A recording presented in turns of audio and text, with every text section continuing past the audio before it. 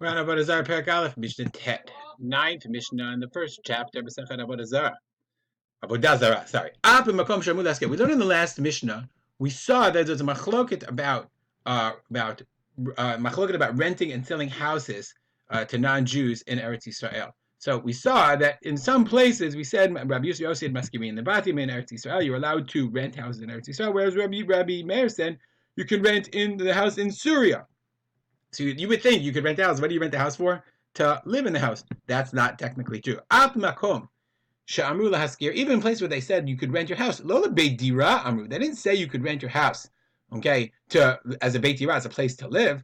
Because the non-Jew is going to bring into the house avodah zarah, idolatry. Shnei amar, as it says, v'lo tavit to'eva el beitecha. You cannot bring an abomination. You cannot bring an abomination into your house, and that's literally bringing an abomination to your house, to rent Avodah Zarah, to rent to an obeyed Avodah Zarah. So obviously this raises a specter.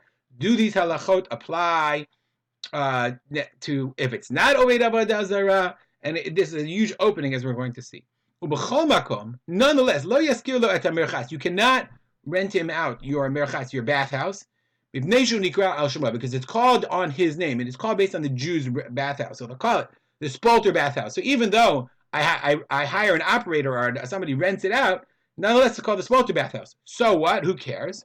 The non-Jew is going to warm it up on Shabbat, meaning Mechamah is going to operate the bathhouse on Shabbat. And they'll say, oh, the Spalter bathhouse, the Jewish bathhouse, the people are bathing it on Shabbat. Now,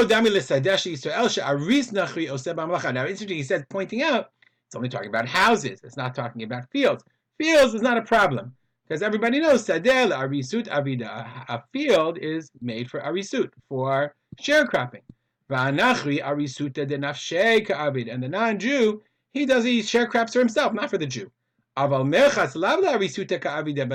bathhouses are not made to be rented out for arisut, for share or whatever, share bathing.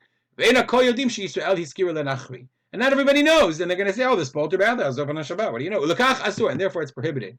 One also gets the sense that, remember, bathing in the bathhouse is unclear what the Isur was, and at the time of Chazal, they were gozer gzerat merchatzaot because of warming of the water, etc., etc. As we've seen in a number of different examples. Now, what do we do nowadays? So, and we've seen the Rishonim, especially the Bartunura, he sort of finds ways to, I would say, not to excuse, but to explain common practice. Nowadays, people rent out the bathhouses. They make it aris. They basically they sublet it for a year, a half year, a 30 year, a quarter of a year, like they do in the fields. And I'm sorry, a quarter of a year is not meaning people know, everybody rents it out. You're allowed to rent out your bathhouse to a non-Jew, even though the non-Jew is going to operate it on Shabbat. Everybody knows that the non-Jew is the one that's operating it. So he says, well, since the Mishnah clearly states that the problem was people will think that the Jew is operating it, if we know nowadays, everybody knows, it was clear the common practice was that they would rent out their bathhouses and their businesses to non-Jews. We'll stop here and dedicate our learning. Remember, my father, Rav Simcha ben Yitzchak. Come on. Have a great day.